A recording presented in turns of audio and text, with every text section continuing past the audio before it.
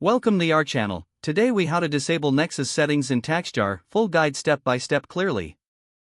To disable Nexus settings in TaxJar, start by logging into your TaxJar account. Once you are logged in, navigate to the dashboard. On the left side of the screen, locate and click on the Settings option. In the Settings menu, find and select Nexus. You will see a list of your current Nexus locations. Identify the location you wish to disable.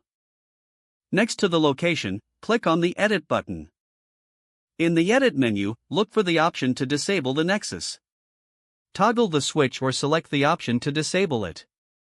After making your selection, scroll down and click on the Save button to apply your changes. Once saved, verify that the Nexus status has been updated. If necessary, repeat these steps for any additional Nexus locations you wish to disable. Finally, log out of your TaxJar account to complete the process. If the page does not load, refresh the browser or try again in a private or incognito window. Make sure you are using the correct email address, then retype it carefully to avoid small typos. If your password is not accepted, use the reset option and create a new strong password you can remember. Check your spam folder for verification or security emails, then complete any requested confirmation steps. Enable two-factor authentication if available to improve account security and reduce unauthorized access risk. After signing in, review your profile details so your contact information and settings are accurate and current. If you see an error message, note it down and try again after restarting your device and internet connection. Log out when you finish, especially on shared devices, to keep your account and payment information secure.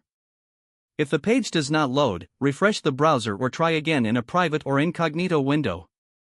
Make sure you are using the correct email address, then retype it carefully to avoid small typos.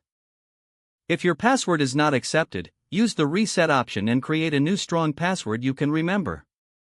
Check your spam folder for verification or security emails, then complete any requested confirmation steps.